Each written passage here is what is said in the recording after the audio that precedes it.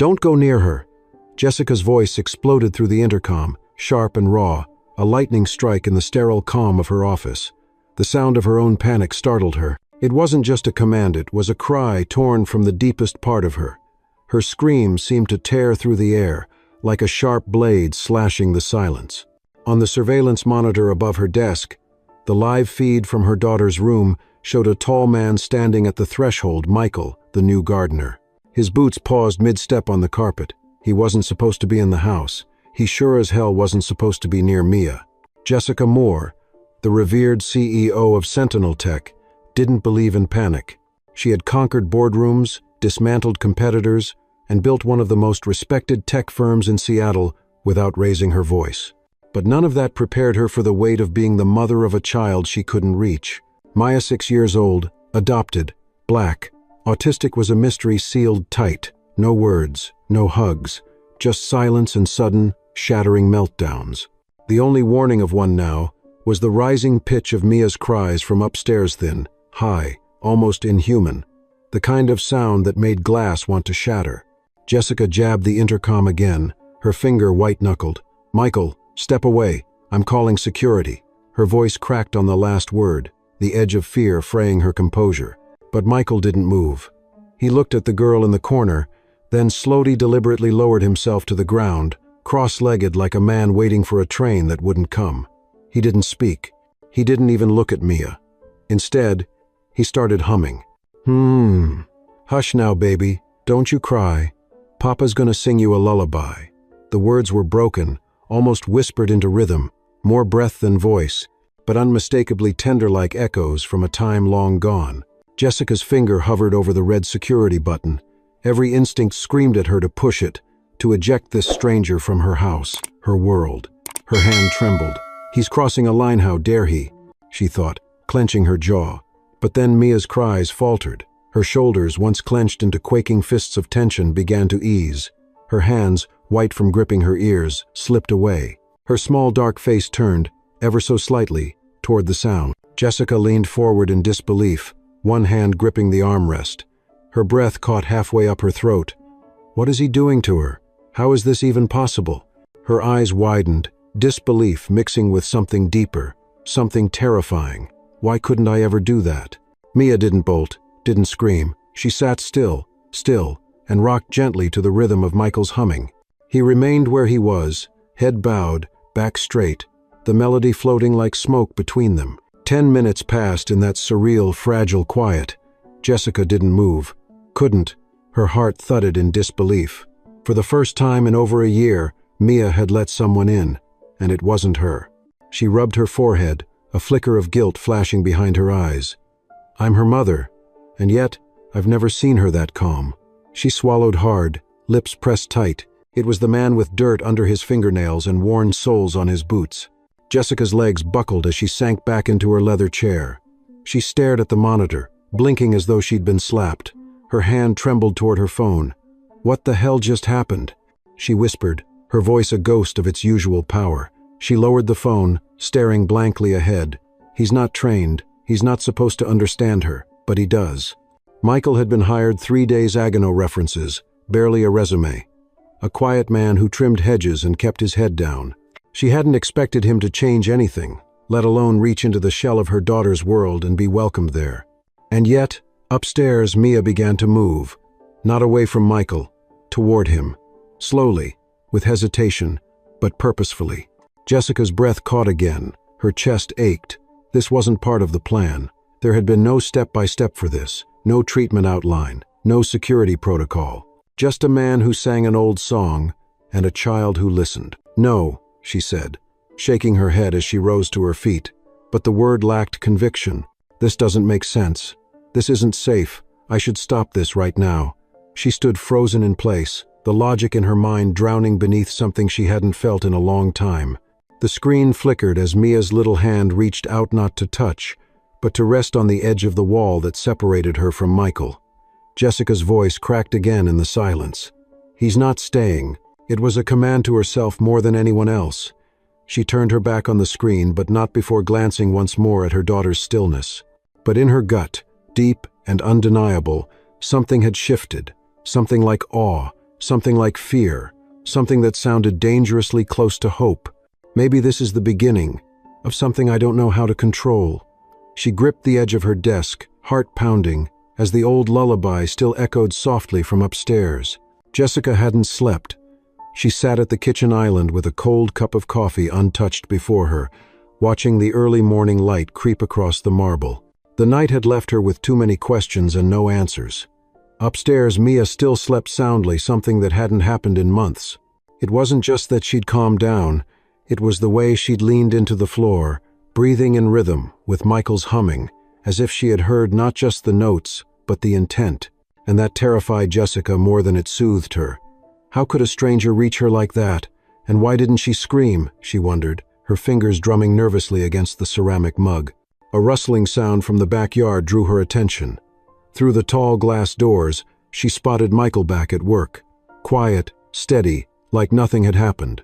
He was pruning the rose bushes by the stone path, his motions precise and unhurried, the morning sun catching on his shoulders. He hadn't asked for a meeting, hadn't come to explain, hadn't even knocked on her door. That's odd, she thought, a flicker of annoyance cutting through her confusion. Anyone else would have come to smooth things over, to apologize. He just went back to trimming shrubs.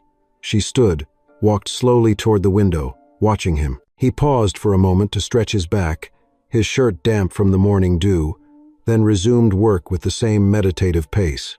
Jessica crossed her arms, the unease growing sharper. He knows, Mia responded to him.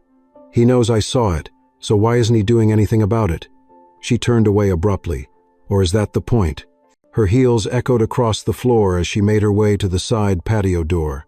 She opened it, and the sound of clippers paused. Michael turned, his face calm, unreadable, as if he'd been expecting her but hadn't rushed the moment. "Miss, more," he said politely, wiping his hands on a cloth tucked in his belt. "Morning. We need to talk," Jessica said, voice clipped. "Now." He nodded once, set down the shears, and followed her into the sunroom where the light spilled in through wide glass panes, casting them both in a soft, revealing glow. Jessica remained standing while he sat, his hands resting loosely on his knees. She stared at him for a beat too long before speaking. "What happened yesterday," she began, choosing her words carefully, "was not something I take lightly." Michael nodded, listening. "You crossed a line entering my daughter's room, without permission. That alone is grounds for dismissal." "Yes, ma'am," he said calmly, not defensive. "But I didn't go in to interfere. I heard something. It didn't sound right." "So you thought you'd do what? Hush her with a lullaby?" she snapped, eyes narrowing. Michael met her gaze, unblinking. "No, I thought I'd be near. Sometimes that's enough." Jessica exhaled through her nose. "Be near? That's your explanation?" She stepped closer, lowering her voice. "She doesn't let anyone near her. Not me, not trained therapists. But she let you in, just like that." Michael tilted his head, his voice low. "I didn't go in. She invited me in her own way." Jessica clenched her fists, unsure whether to feel insulted or intrigued. "You're not a specialist, Mr. Thomas. You're a gardener." "That I am," he said evenly. "But I had a brother like her, Elijah. He never spoke much either, but he listened. He always listened." Jessica's mouth parted slightly, caught off guard by the softness in his tone. "You cared for him?" she asked, quieter now. Michael nodded, until the day he passed. His hands curled slightly in his lap, the only visible tremor of grief. Jessica watched the motion, something softening inside her against her will. She sat down slowly across from him, arms still folded. "So that song you sang, Mama's Lullaby," he said. She used to hum it after Elijah's episodes. It was the only thing that settled him. Guess it just came out yesterday. Silence hung between them, heavy but not hostile. Jessica glanced toward the stairs, where the faintest sound of movement signaled Mia waking. She turned back to Michael. "Whatever happened last night, it worked. She slept through. No medication, no tears." She paused, voice quieter now. "That hasn't happened in over a year." Michael didn't react with pride. He simply nodded, accepting the truth without owning it. Jessica leaned back slightly. What if this man is exactly what she needs? Then the practical part of her mind pushed forward. What if it's just a coincidence? "I don't want to give you false hope," she said, more to herself than him. Michael looked at her carefully. Hope isn't false just because it's new. Jessica blinked, her breath catching. Hope isn't false just because it's new. She looked away quickly, covering the moment. This doesn't change the rules. You're not to go near her without me present. No more unannounced interventions. Understood? Understood, he replied, calm and unoffended. Jessica stood. Go back to your work. Michael gave a small nod and left without another word. As she watched him through the window, quietly returning to the roses, she whispered, "What are you doing to me, Mia?" Upstairs, a soft, tentative humming echoed from Mia's room. Off-key, childlike, the same lullaby. Jessica's hand flew to her mouth, her heart lurching into her throat. "Dear God," she whispered, eyes wet. "She's humming." And for the first time in years, she didn't feel like she was failing. She felt like she'd just heard a miracle. Jessica hadn't planned on inviting him in. Not really. Not beyond the conversation that morning in the sunroom. She had set the boundary, drawn the line. And yet, here she was, 3 days later, watching Michael from the kitchen window as he sat on the porch steps beside Mia, not touching her, not speaking, just sitting, elbows on knees, letting the warm hush of late afternoon surround them both. And Maya, her daughter, the same little girl who used to flinch when someone stepped too close, was only a breath away from him. She was holding a small plastic cup filled with apple juice, legs dangling off the step, and she was calm. Jessica stood just inside the kitchen, coffee in one hand, the other resting on the counter for balance. Her heart beat with a strange rhythm, half awe, half caution. The security cameras had caught more moments like this the past 2 days. Michael humming softly while Mia lined up her toy animals beside him, Michael sweeping the walkway while Mia trailed behind, mimicking his steps. There were no big breakthroughs, no sudden hugs or words, but there was presence, there was rhythm, and more importantly, there was no fear. Jessica took a sip of her coffee and immediately grimaced. Cold, forgotten, she didn't even care. This isn't normal, she thought, but maybe normal isn't what she ever needed. She set the cup down and moved to the door, pausing before opening it. Mia glanced over when she stepped outside, her eyes scanning her mother's face, then quickly shifting back to the garden without a sound. Michael gave a polite nod but didn't rise. "How's she doing today?" Jessica asked, her voice low and careful, not wanting to disturb whatever fragile peace this was. "Good," Michael replied simply. "She watched the birds for almost half an hour. We named 2. Jessica tilted her head. "Named? That one's Pickle." He pointed to a blue jay hopping along the fence. "And the little one's Dot." Jessica smiled, the edges of her lips surprised by the motion. "Pickle and Dot. Creative." Michael chuckled, a sound so rare and brief it almost didn't register. "She picked them." Jessica's smile faltered slightly. "She did?" He nodded. "Not with words, but she tapped her cup once when I said Pickle, and again for Dot. She remembered. She watches more than she reacts." Jessica's gaze shifted to Mia, who was now drawing lines in the dirt with a twig, completely focused. "I never knew how to read her," she said almost to herself. "I tried everything. Therapists, clinics, visual aids. Nothing stuck." "Maybe she doesn't need to be read," Michael said softly. "Maybe she needs to be heard, even in her quiet." Jessica folded her arms, uncertain whether to feel grateful or ashamed. "You know, most people in my world don't have time for silence," she said, glancing at him. "We fill everything with results, metrics, deliverables. And noise," Michael added gently. "Sometimes silence says more than a full meeting agenda." Jessica let out a breath, something between a sigh and a chuckle. "You're not what I expected when I hired you." "I wasn't expecting this either," he replied. Mia stood up suddenly, brushing dirt from her pants, and walked to the flower bed. She knelt beside a patch of marigolds and ran her fingers lightly over the petals. Jessica watched her, tears unexpectedly stinging the corners of her eyes. "She touches them," she whispered. "She couldn't even hold a crayon 6 months ago without crying." Michael didn't respond. He let the moment settle. Jessica sat down slowly on the step, just behind her daughter. "My husband used to plant marigolds," she said, voice quiet. "Every spring. Said they kept the sadness away." Michael looked at her, but said nothing. He didn't need to. The story was in her eyes, in the way her hands tightened slightly around her knees. He died in a car accident the week after we got the adoption call, she continued. He never got to meet her. Michael's voice was gentle. I'm sorry. Jessica nodded, swallowing the lump in her throat. Sometimes I wonder if Mia feels that, the loss, even if she doesn't have words for it. Some grief, Michael said, is older than language. They sat in silence for a long while, just the three of them and the breeze and the chirping of Pickle from the fence post. Then Mia did something neither of them expected. She stood, walked back to Michael, and handed him the twig she had used to draw in the dirt, just placed it in his palm and turned away. Michael looked down at it as if she'd handed him a relic. Jessica's breath caught. She's never given anything to anyone before. Michael nodded slowly, closing his hand gently around the twig. It's a start. Jessica's voice was tight with wonder. Why does she trust you? Michael looked at Mia, then back at Jessica. Maybe because I don't ask her to. Jessica blinked. The simplicity of the answer was staggering. She stood up, brushing off her pants. Dinner's in an hour, she said, clearing her throat. You're welcome to stay. Michael raised an eyebrow, surprised. Ma'am? I think Mia would like that. Jessica turned, heading back toward the house, and then paused. Besides, you've earned a proper meal. Michael nodded once. Yes, ma'am. As Jessica stepped inside, she glanced back through the screen door. Mia was following Michael again, a half step behind, twig now replaced by a tiny daisy in her hand.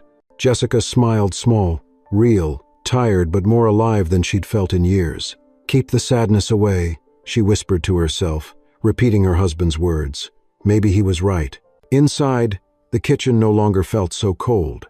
The scent of rosemary and roasted garlic filled the kitchen, mingling with the faint sweetness of cornbread just out of the oven. Jessica moved with purpose more than usual. Her apron, a faded navy, one she hadn't worn in years, was dusted with flour. She stirred the pot of collard greens on the stove, glancing every few minutes at the back patio where Mia and Michael sat together under the fading sky. Mia held the daisy still, her small fingers surprisingly steady as she twisted the stem slowly. Michael was talking to her, not in full sentences, but in low, even murmurs. Jessica couldn't hear what he was saying, but the rhythm of it felt like music. A soft back and forth, without the need for questions or answers. The clock ticked past 6. Jessica straightened up and wiped her hands. Dinner, she called out gently through the open door, the word floating into the backyard like an invitation. Michael stood, brushing off his jeans, and waited for Mia to respond. She didn't hesitate. She rose, placed the daisy on the porch railing, and walked with him inside. Jessica watched the small procession, her heart doing that strange skip again. This is becoming routine, she thought, and it shouldn't feel this natural. She led them to the dining room, where the table-long walnut-stained, mostly unused since her husband's death, was set for 3. Mia's seat had a soft cushion and a folded napkin with a small crayon tucked beside the plate. Michael paused, glancing at the setup, but said nothing. Jessica motioned to his seat. I didn't ask what you like, so I just made what I remember from how my husband used to eat. Michael smiled faintly, nodding. Looks perfect. They sat. Mia climbed into her chair without fuss, her hands folded quietly in her lap. Jessica served, making sure the greens weren't too hot, the cornbread just soft enough. She watched as Mia picked up a piece and nibbled, calm, unrushed. Michael cut into the roast, chewing with the kind of slow appreciation only people raised with scarcity tend to carry. Jessica sipped her wine. It wasn't a toast or a celebration, but it felt like something sacred.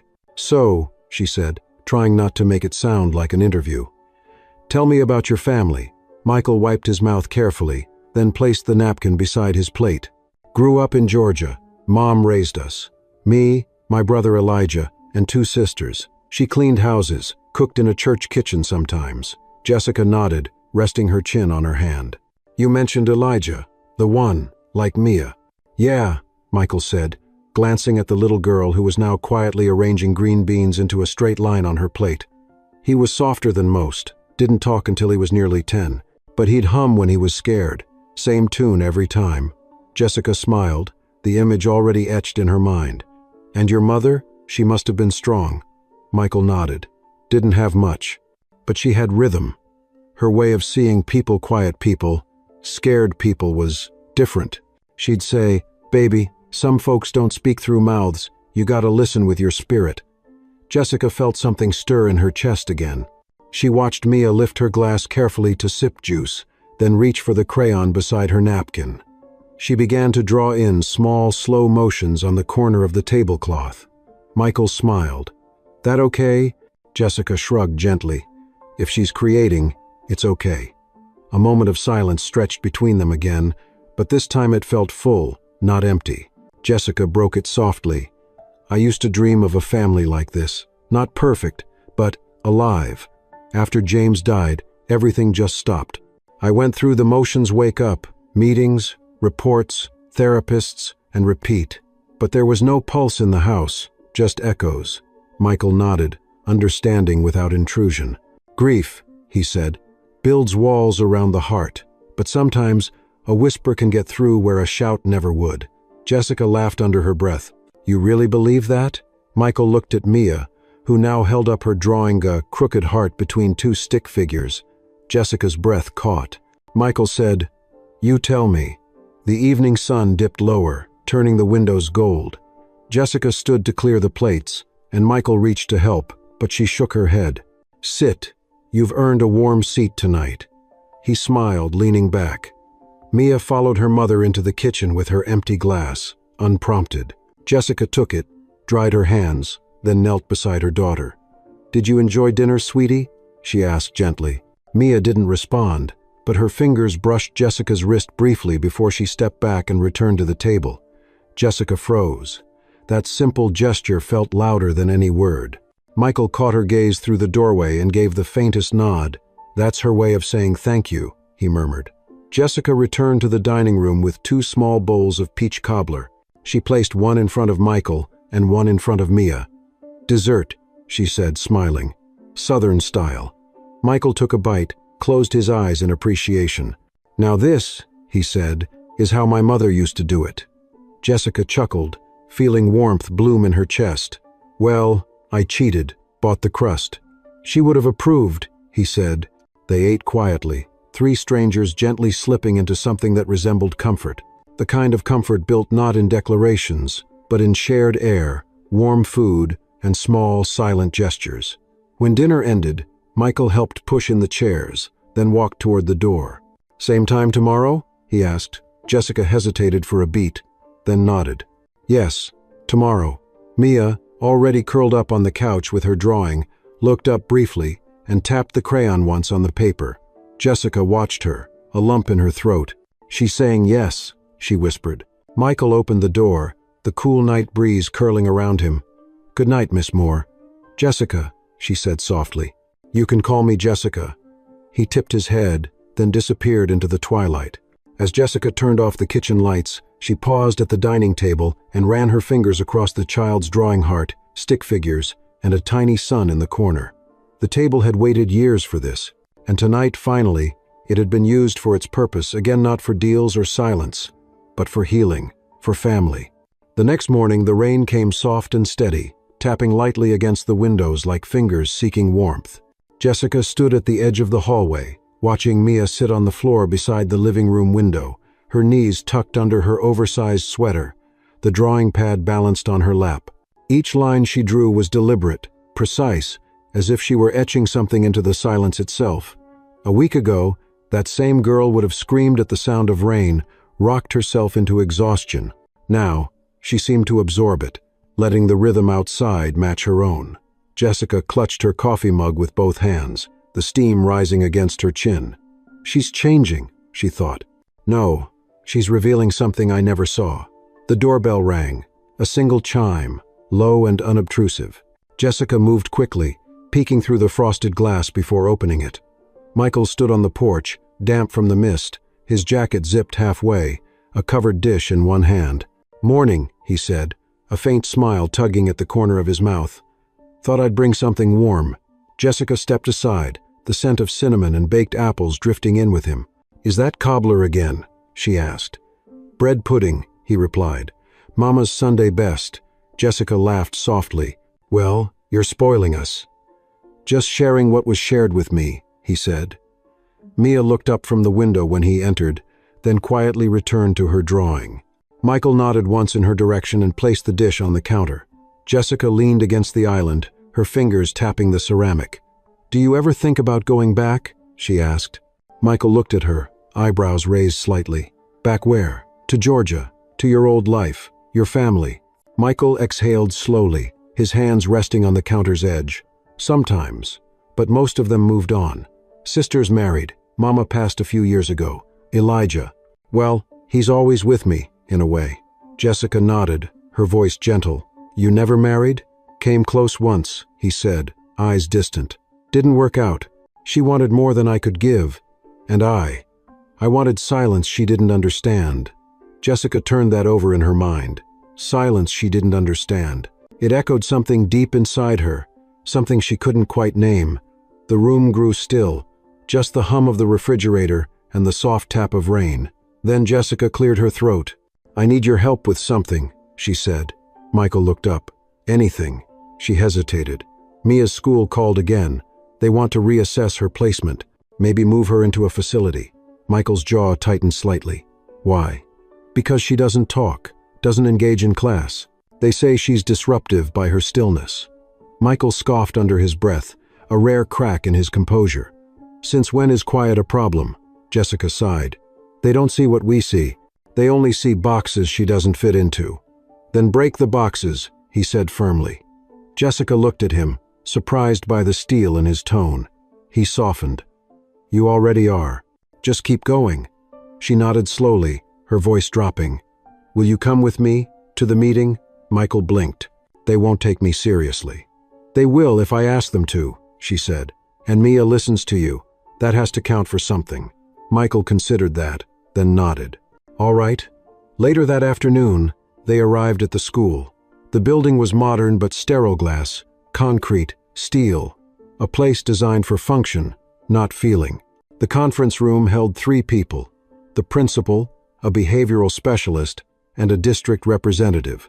All wore polite smiles. All spoke with clipped, careful tones.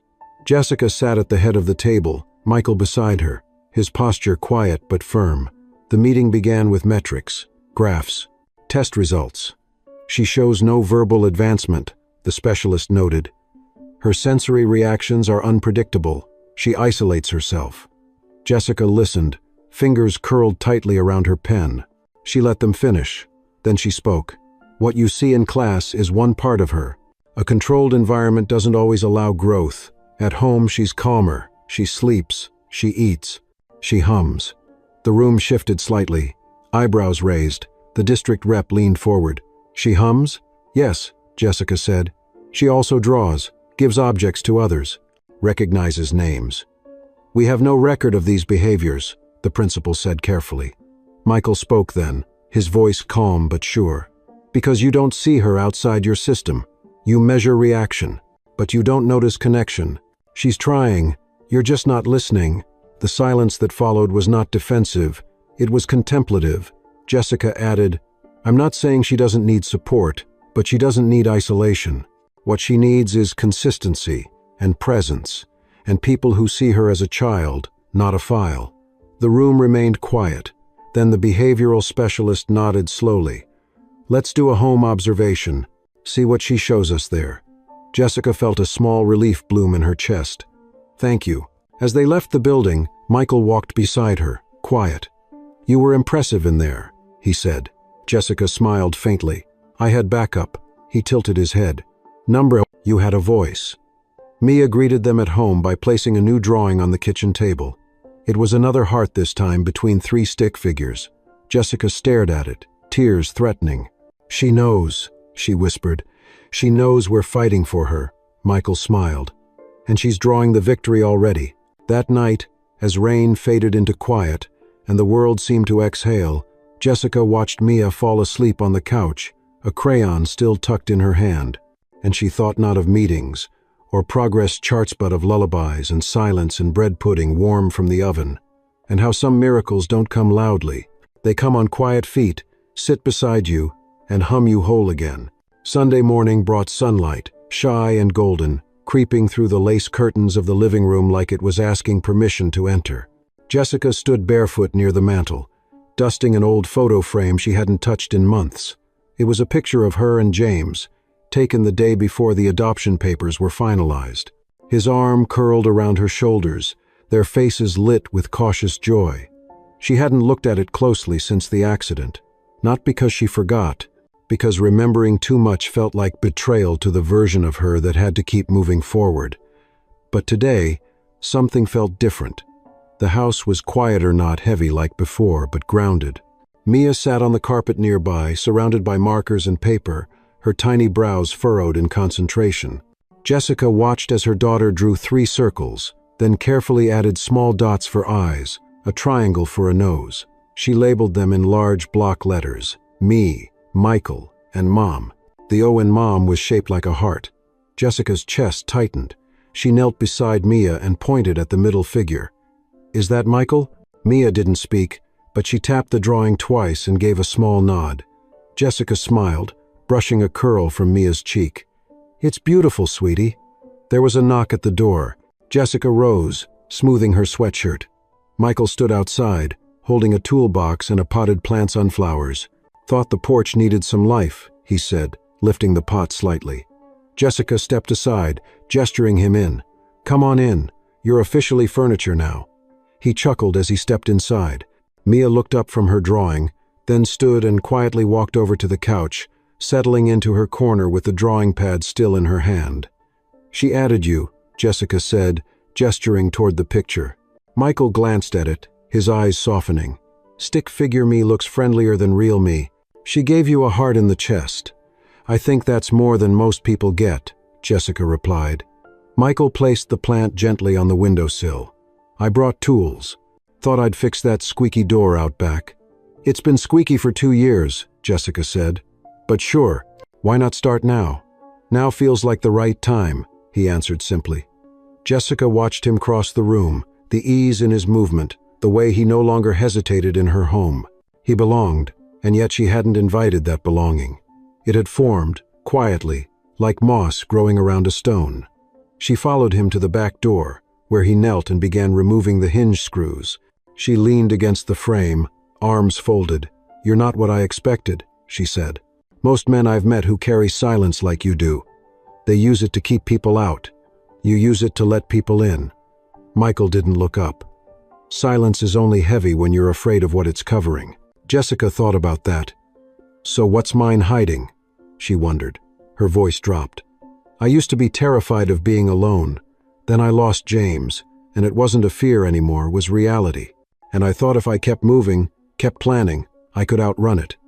Michael tightened a screw, still focused. "And now?" "Now," she trailed off, watching as Mia walked onto the porch, the drawing still in hand. She sat near them, cross-legged, silent but clearly wanting to be close. Jessica smiled faintly. "Now I think I was afraid of stillness, not solitude, because stillness forces you to feel things you'd rather ignore." Michael sat back on his heels, wiping his hands on a rag. "Stillness is a mirror. Most people look away." He turned toward Mia and gave her a little nod. She slid her drawing toward him. He accepted it with both hands, studying it like it was a map to something long lost. "You gave me arms," he said gently. "That's generous." Mia pointed at her own arm, then touched his sleeve, brief but deliberate. Jessica held her breath. It was the first time Mia had initiated physical contact since she came into her life. Michael didn't move. He just smiled. "That's the best handshake I've ever had." The back door creaked as he tested it. No squeak. Jessica raised an eyebrow. "Miracles, bread pudding, and home repair. What can't you do?" "Taxes," he replied, "and I kill most houseplants." She laughed, the sound genuine, catching her by surprise. The sunflowers tilted in the breeze from the open door, their golden faces turned toward Mia. That afternoon they painted birdhouses in the yard. Jessica had found a dusty box in the garage, left over from a charity project that never got finished. Mia took to it immediately, dipping her brush into bright blue, then dabbing red dots in one corner. Jessica painted alongside her, and Michael worked on attaching hooks to the posts. It wasn't remarkable. No big conversations, no profound lessons, just hands covered in paint, laughter drifting in patches, and the occasional shared glance that said more than words could.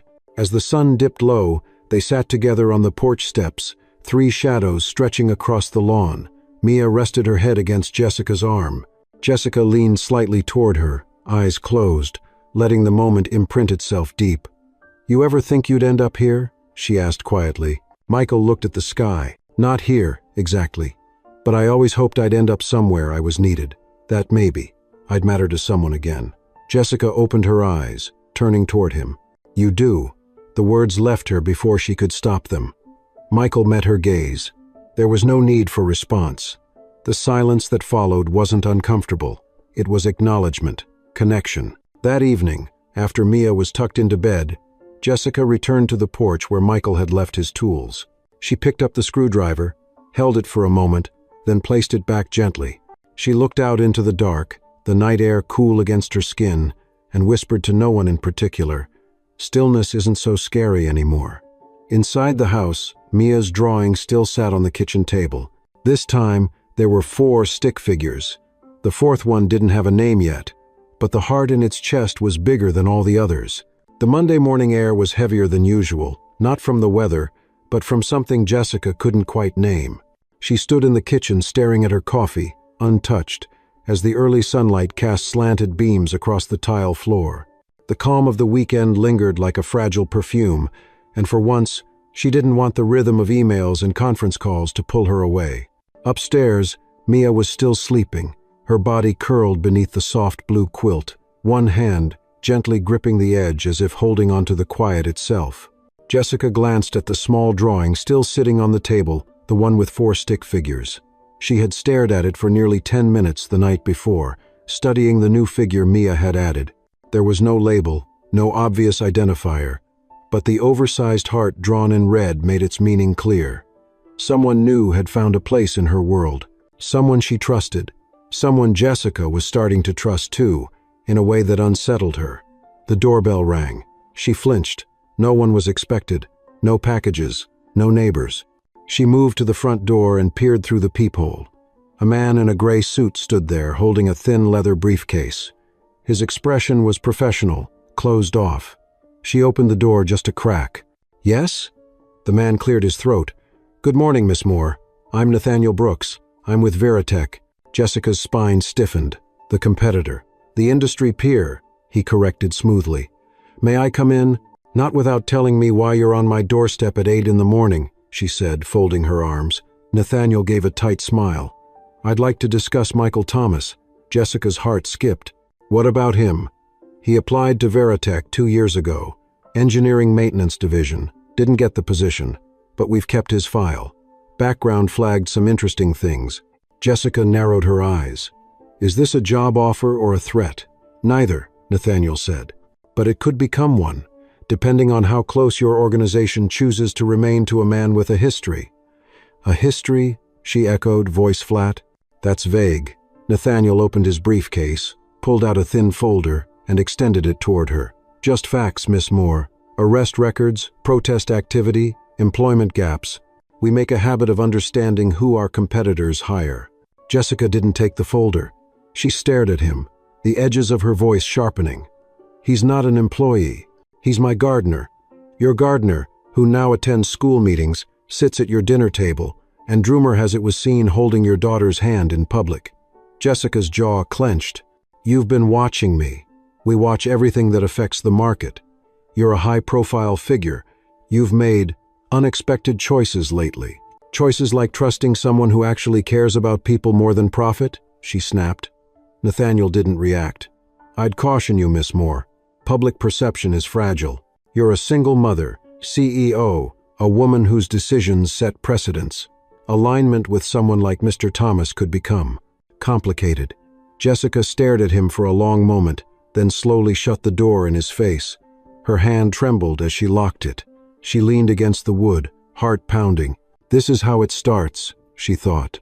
The pressure, the whispers, the tearing apart of things that are finally starting to mend. Upstairs, she heard Mia stirring. She took a deep breath and pushed the fear down. Later that morning, while Mia sat in the living room watching birds from the window, Jessica pulled Michael aside near the garden. He was trimming a hedge, unaware of the storm brewing just outside the periphery of their small sanctuary. "Michael," she said, voice low. He turned, sensing the shift in her tone. Something wrong? She hesitated, then told him everything about the man from Veritech, the folder, the thinly veiled threat. Michael didn't flinch. He looked away, his eyes fixed on a spot in the distance. I figured something like that would surface eventually. Is it true? She asked. What's in the folder? He nodded slowly. I protested. Got arrested during a sit-in after a wrongful eviction. I didn't hurt anyone, didn't damage property, but they booked us anyway. I couldn't afford the legal mess, so I took a plea deal, misdemeanor on my record. And yeah, there were gaps. I was caring for Elijah. After he passed, I couldn't go back to pretending like the world made sense. Jessica felt her throat tighten. Why didn't you tell me? Because I figured people like you don't ask questions when you don't want complicated answers. Jessica exhaled, biting the inside of her cheek. I'm not afraid of complicated. I'm afraid of betrayal. Michael met her gaze, steady and unguarded. Then I'll never give you a reason to fear me. A gust of wind stirred the air between them, carrying the scent of cut grass and the sharp memory of hard truths. Jessica stepped closer, her voice softer. They're trying to scare me, make me back away, but I don't want to do that. Not to you, not to Mia. Michael's expression didn't change, but something shifted in his stance like a wall lowered. Then we don't back away, he said. We stand still, together. Jessica nodded, her fingers brushing against his for a brief second before pulling back. That evening, she opened the folder Nathaniel had left behind. She read every page, every line, every highlight meant to scare her. And then she tore it into strips, fed it into the fireplace, and watched it burn. Mia sat beside her on the floor, a blanket around her shoulders, her eyes watching the flames flicker. She leaned against her mother without a word, and for a long time, they simply listened to the crackle. Outside, the wind howled and the world turned. But inside, a choice had been made. And it was fireproof. The following week passed in an unexpected calm, like the stillness after a storm where everything feels clearer, sharper. Jessica kept waiting for the backlash for a headline, a veiled email, a pulled partnership, but nothing came. Veritech had made its threat, and now they were watching, waiting. Jessica didn't flinch. She doubled down on her work at Sentinel Tech, but every evening, without fail, she came home early. Dinner was cooked slowly. Mia's crayons were never far from reach. And Michael?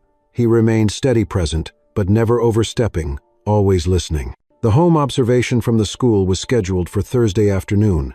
Jessica prepared the house with a nervous energy she hadn't felt in years. The rooms were spotless, the toys neatly arranged, the kitchen smelled of cinnamon and baked apples. Michael arrived early. He wore a clean blue shirt, sleeves rolled neatly to his forearms, and carried with him the same quiet confidence that had made Mia trust him in the first place. When the school team arrived, the same behavioral specialist, a new assistant, and the district rep Jessica greeted them with poise, but her heartbeat was a steady drumbeat of worry. Would Mia cooperate? Would they see what she saw every day? Mia was sitting on the living room rug, lining up wooden blocks by color and size. She looked up when the strangers entered, her eyes cautious but calm. Jessica knelt beside her. It's okay, sweetheart. They just want to watch. You can keep playing. Mia didn't reply, but she didn't retreat either. That alone was a victory.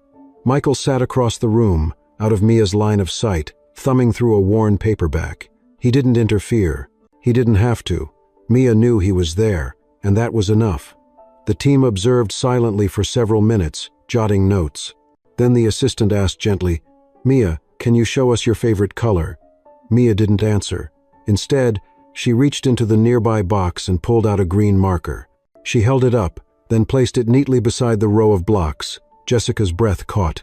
Please see her, she prayed. Don't reduce her to numbers. The specialist smiled faintly, making a note. And who helps you with your drawings? Another pause. Mia looked toward the corner where Michael sat. She didn't point, she didn't speak, but she reached for a blank paper, uncapped the green marker, and began to draw. A tall figure, then a smaller one beside it. She added a heart above both, then drew a line connecting them. The district rep leaned forward. She's drawing him, he murmured. Jessica didn't move. She just watched as Mia added another figure shorter, with long hair and placed it on the other side. She labeled the first figure M, the second me, And the third with a slow, deliberate curve, Mom. The behavioral specialist glanced at Jessica, her face softer than before. She's expressing relational awareness. That's not something we've seen in school. Jessica's voice was firm. Because you never gave her someone to relate to. They stayed for another 30 minutes, asking a few more questions, observing as Mia hummed while stacking her blocks, then pointed to the window when a bird landed on the railing. Pickle, she meant. She remembered. After they left, Jessica closed the door and leaned against it, exhaling long and deep. I think that went well, she said. Michael nodded, still seated. She told them everything they needed to know, without saying a word. Jessica walked over, dropping onto the couch beside him. You ever think she knows exactly how powerful she is? Every day, he replied. That night, as they sat down to dinner, Mia placed her drawing from earlier at the center of the table. No words, just an offering. Jessica placed a hand over it gently. Do you want to name the person in the middle? She asked, pointing to the figure labeled M. Mia looked at Michael, then back at her drawing. She tapped the figure once. Then she tapped her own chest. Jessica blinked. You? Mia nodded. Then she pointed to Michael's chair, tapped the figure labeled Mom, and then back to Jessica. Jessica laughed softly. You switched us? Mia grinned just slightly, a flicker at the corners of her mouth. Jessica leaned back in her chair. Well, that's one way to rewrite the family tree. Michael smiled too, his eyes glowing with something deeper than amusement. Maybe she's saying we're all parts of each other? Jessica looked at him, long and quiet. Do you think this is real, or are we just playing house until it breaks? Michael took a moment before replying. It's real if you let it be. The question is, do you want it to be? Jessica didn't answer immediately. She looked at Mia, who was now coloring a new picture, humming softly to herself. Then she looked at the table. 3 plates, warm food, a child smiling, a man who didn't run when it got complicated. Yes, she said finally, I do. Later that night, after Mia had fallen asleep with a crayon still in hand, Jessica stepped out onto the back porch. Michael followed a moment later, carrying 2 mugs of tea. He handed her one without a word. They stood in silence for a while, watching the moon rise over the trees. Then Jessica spoke. What do we call this? Michael sipped his tea. What do you want to call it? She thought for a long time, then smiled. Home. Michael didn't respond. He just nodded, content with the word, and the silence that followed. Inside, on the kitchen table, Mia's new drawing sat beneath the warm light. This time, there were no names. Just 3 figures, and above them, one single word written in green. Together. The sun had barely crested the horizon when Jessica's phone rang. She sat at the edge of her bed, hair still unbrushed, cradling the device like it might crack open her day before it even began. The caller ID read M. Hargrove, District Education Office. Her gut tightened. She answered. Jessica Moore. Miss Moore, good morning. This is Melissa Hargrove. I'm calling regarding Mia. Jessica stood up slowly, pressing the phone tighter to her ear. What about her? Melissa's voice was gentle, but Jessica knew the tone too well measured, cautious, hiding something beneath its courtesy. There's been a development. A concerned party submitted a formal complaint to the district regarding your daughter's current support environment. Jessica's throat dried. Support environment? Specifically, Melissa continued, the presence of an unlicensed individual in Mia's educational development. They're referring to Mr. Sass. Michael Thomas. Jessica walked to the window, gripping the curtain. Michael isn't her therapist. He's... I understand, Melissa interrupted softly, and I've read the report from the home observation myself. It was incredibly compelling. But this complaint wasn't internal. It was escalated to the board. Who submitted it? I'm not allowed to disclose that. Jessica's jaw clenched. Of course not. Melissa hesitated. The board is requesting a hearing. They want to evaluate your decisions regarding Mia's care and possibly reconsider her school placement. Jessica closed her eyes. There it is, she thought. The cost of peace. That afternoon she told Michael everything. They sat in the garden, surrounded by the gentle rustle of marigold leaves and the low chirp of distant birds. Michael listened in silence, elbows on his knees, gaze fixed on the dirt beneath his boots. When she finished, He nodded once, slow and steady. "They're afraid of what they don't control. They're afraid of what they can't measure," Jessica replied bitterly. "And they're coming for us with rules and forms and polished smiles." Michael didn't speak for a while. Then he said, "You don't have to defend me." Jessica looked at him sharply. "Yes, I do, because you've defended us without ever asking for anything in return."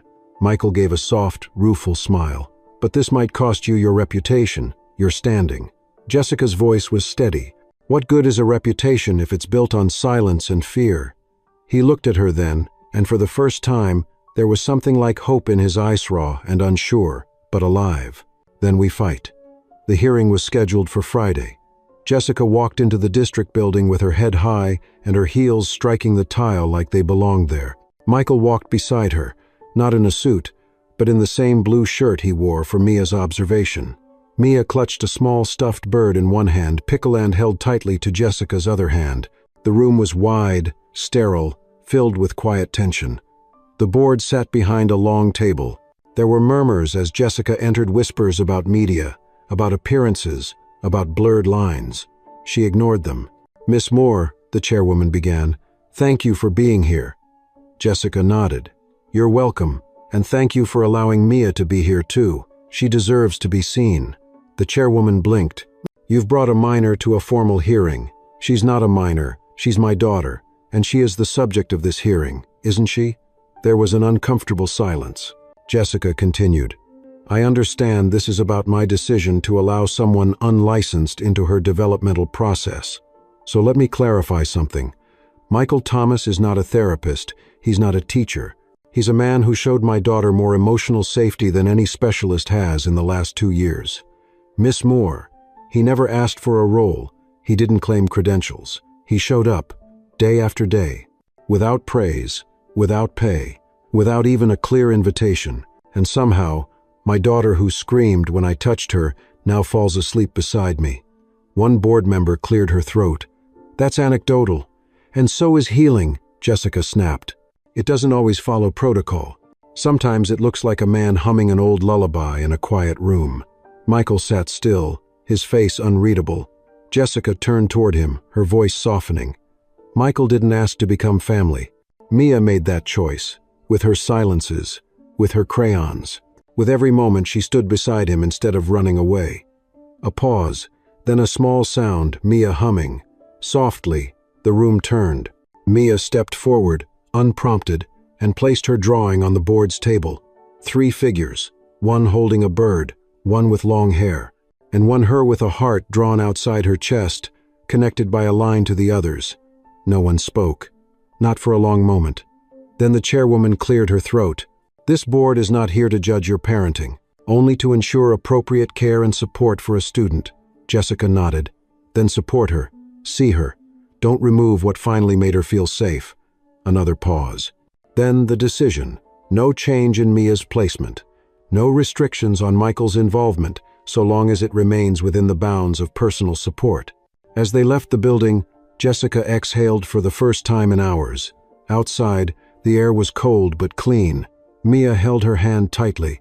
Michael walked beside them. "You were amazing in there," he said quietly. Jessica smiled, tears stinging her eyes. "So were you." He looked down. "I didn't say a word."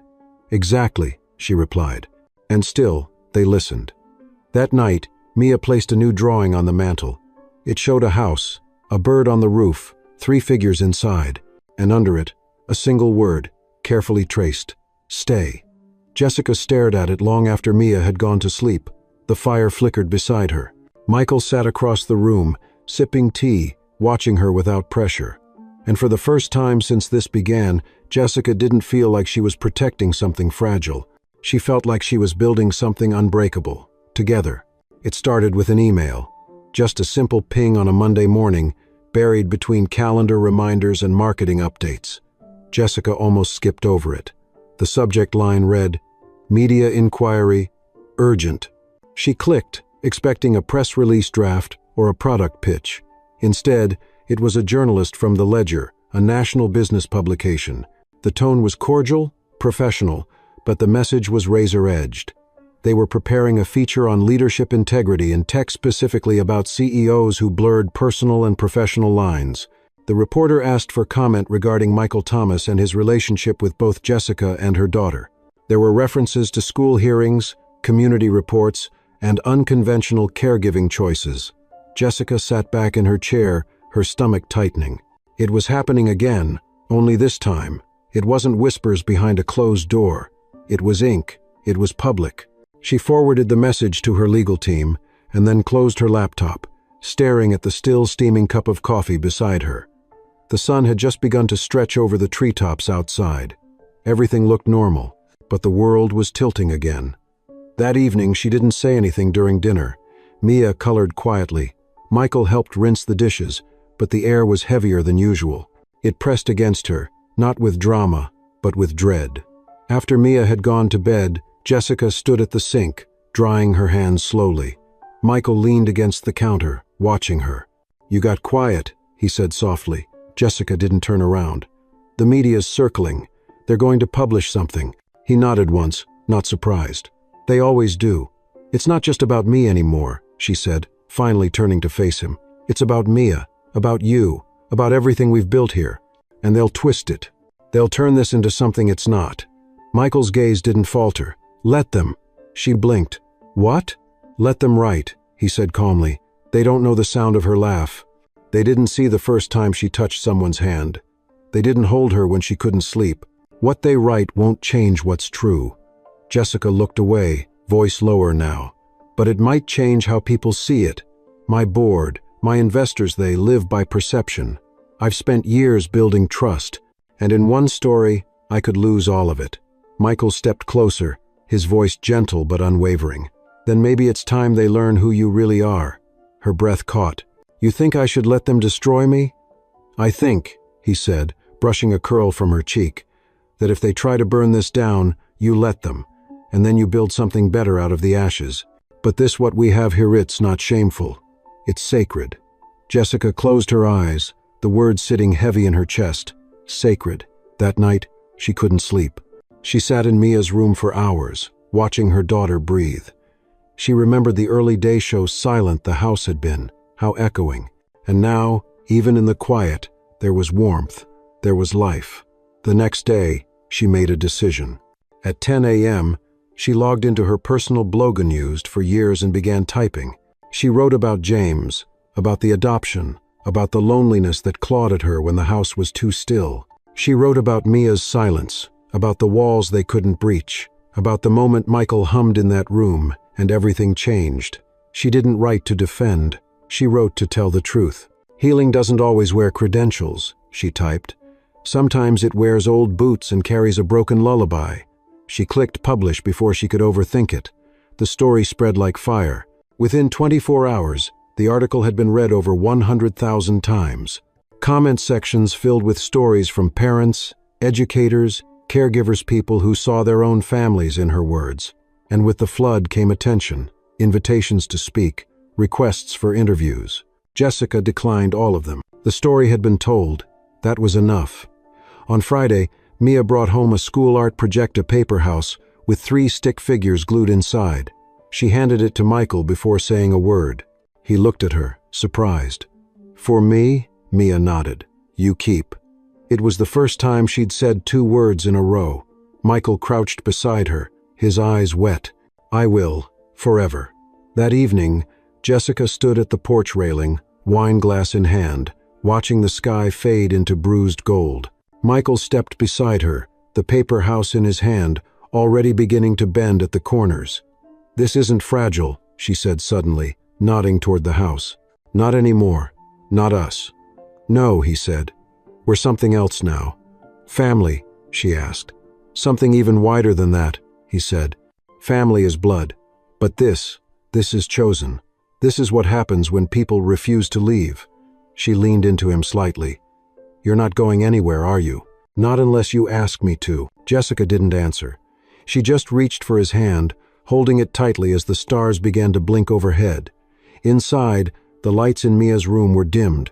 The paper house sat on her nightstand, framed by tiny watercolor suns and birds that had no names but meant everything. The world outside might still misunderstand. But here, in the hush between hearts that had once been broken, something had been rebuilt, and it would not fade. The call came on a rainy Wednesday morning, the kind where the sky stayed gray no matter how long the day stretched.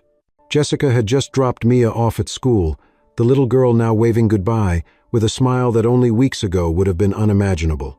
Michael had gone to the hardware store to repair a broken porch step.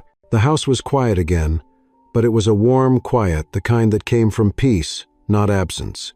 She was halfway through her second cup of coffee when the phone rang. "Jessica Moore," she answered, tucking the phone between her shoulder and cheek. "Miss Moore, this is Diane Kessler from the Board of Women in Leadership. I'm calling with some news regarding your nomination for the Vanguard Award." Jessica blinked. "Eyes, of course. We wanted you to hear it directly. The committee has unanimously selected you as this year's recipient." Jessica froze. She had forgotten about the nomination altogether. It had come through her assistant months ago, something buried beneath meetings and Mia's care plans. "I'm honored. Thank you. We've been deeply moved not only by your leadership in tech, but by the story you shared publicly. It's rare to see such transparency, especially in someone with your stature. You've inspired a great deal of conversation and change." Jessica exhaled. "I wasn't trying to inspire anything. I just told the truth. Which, these days, is more radical than ever," Diane replied with a small laugh. "There's a gala next month. We'd love for you to accept the award in person, and we'd love for Mia to be there too. She's part of the story now." After she hung up, Jessica sat at the kitchen table, staring at the window streaked with rain. She thought about where she had been a year ago, chasing numbers, hiding behind data sheets, living in a house filled with echoes. And now? Now she sat inside something real, tangible, earned. That evening, she told Michael about the award as they watched Mia play with sidewalk chalk on the driveway. "You deserve it," he said simply. "No, I don't," she replied, shaking her head. "I survived. That's different." "You showed up," he countered. "Even when you were terrified, even when it wasn't perfect, that's more than most people do." Jessica turned to him. "Will you come with me? To the gala?" He looked surprised. "That's not really my world." "You're part of my world," she said quietly. "And Mia's. That's all the credentials you need." He nodded slowly. "Then yeah, I'll be there." The night of the gala arrived crisp and clear, the city skyline glowing against a velvet sky. Jessica wore a simple black dress, understated but elegant. Mia, dressed in a soft purple gown, clutched a small stuffed bird in one hand and Michael's fingers in the other. He wore a suit for the first time Jessica had ever seen, and she noticed how natural he looked in it, like someone who had always belonged in rooms where people listen, even if he'd never been invited before. Inside, the ballroom buzzed with energy. Industry leaders, media figures, and government officials milled about. But when Jessica stepped to the stage, the room quieted. She stood behind the podium, the award in her hand, her eyes scanning the crowd until they landed on the only two people who mattered. "I used to think strength looked like control," she began, her voice steady, "like spreadsheets and quarterly reports and flawless decision-making. But I've learned it looks more like surrender, like asking for help, like letting people in." She paused. "My daughter doesn't speak much, but she speaks in drawings, in movement, in presence. And one day, a man I barely knew sang an old song, and for the first time in months, she listened. Not because he had a title, not because he had training, but because he saw her." The room held its breath. "Leadership," she continued, "isn't just about vision. It's about listening for the things no one else hears, and fighting for the people who can't yet fight for themselves." When she stepped down, the applause was thunderous, but it was Mia's small, proud smile that brought the sting to her eyes. Michael met her halfway back to the table, his hand warm in hers, his eyes full. "You spoke for all of us," he whispered. "I spoke for her," she said, "and for every person who's ever been overlooked because they didn't fit the mold." Back home that night, after the heels had been kicked off and Mia tucked into bed, Jessica sat on the porch wrapped in a blanket, the award resting beside her. Michael joined her a moment later, 2 mugs of tea in hand. "Did you mean it?" he asked. "About surrender?" She nodded. "I spent so long building walls. Now I'm learning to leave the door open." He smiled. "Good. Because I don't plan on leaving." She looked at him, really looked. And in that moment, she saw not just the man who had helped her daughter, but the man who had quietly helped her reclaim her own life. "Then stay," she said softly, "not as the man who helped us, but as the man who belongs here." He reached for her hand. "Always." And as the wind rustled the leaves and the stars blinked overhead, Jessica leaned against his shoulder, the sound of her daughter breathing softly through the baby monitor beside them. The world would keep spinning, and challenges would come again. But the dust had settled, and what remained was solid, chosen, home.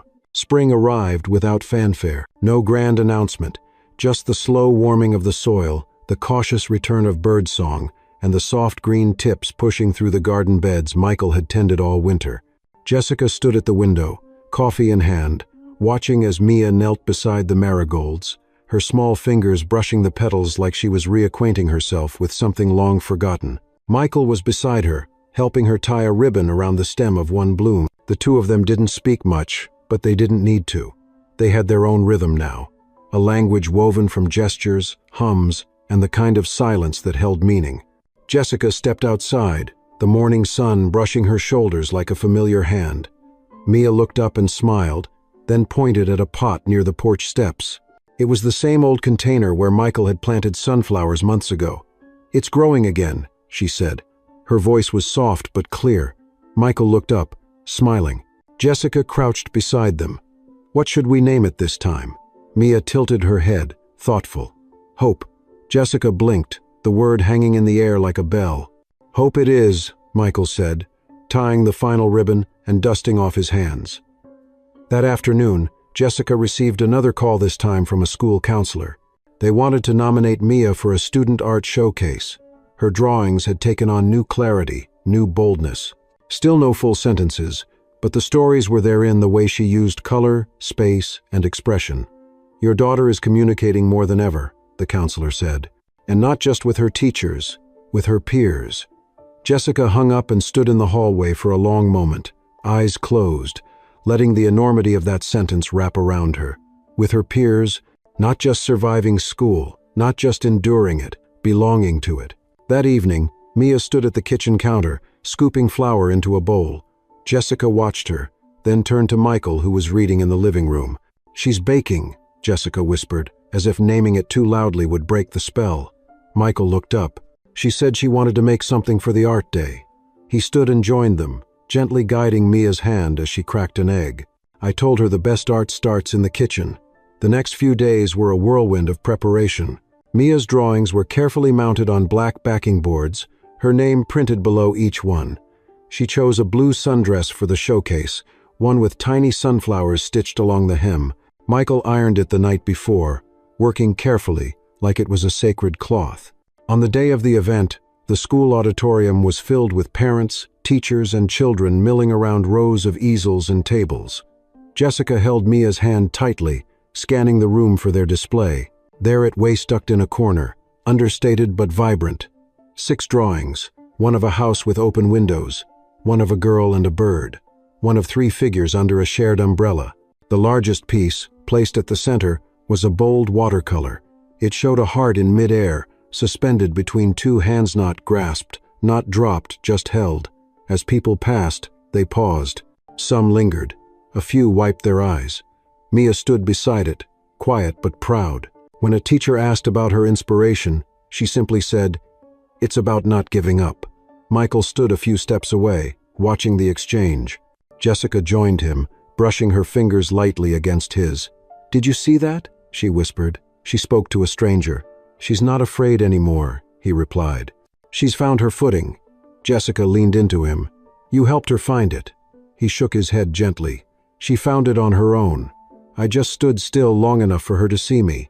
Later that night, after the excitement had faded and Mia had drifted off to sleep with her stuffed bird tucked beneath her chin, Jessica and Michael sat on the porch, the scent of honeysuckle wrapping around them. "What now?" Jessica asked. Michael looked at her. "You mean tomorrow?" "I mean all of it," she said. "This life, this home, us." He set down his tea and took her hand. "Now we just keep showing up, one day at a time." Jessica nodded, her voice softer than the breeze. "You're sure you want to stay?" He smiled, brushing his thumb across her knuckles. "I've never been more sure of anything." She rested her head on his shoulder. In the quiet, they listened not for threats or questions or things unsaid, but for the sound of belonging, for the whisper of peace earned slowly, one sunrise at a time. Inside, Mia stirred in her sleep and mumbled something Jessica couldn't make out. But it didn't matter. The walls of the house held the meaning now. The table was no longer a place for silence, the porch no longer a space for watching the world pass by, and the garden bloomed, not just from rain and sun, but from presence. In the end, the miracle hadn't come in a breakthrough or a headline. It had come in the staying, in the choosing, in the quiet echo of a girl's voice saying, "Hope," while her hands brushed against petals. That was the story worth telling, and it was just beginning. The story teaches us that healing doesn't always come through institutions, credentials, or perfect plans. Sometimes it begins in silence between a broken child, a grieving mother, and an unexpected companion who simply refuses to leave. It reminds us that love is not always loud, and family is not always defined by blood, but by those who stay, listen, and believe. True connection is built not by force, but by presence. In a world quick to judge by appearance or past mistakes, this story invites us to see people with our hearts before we measure them with our eyes.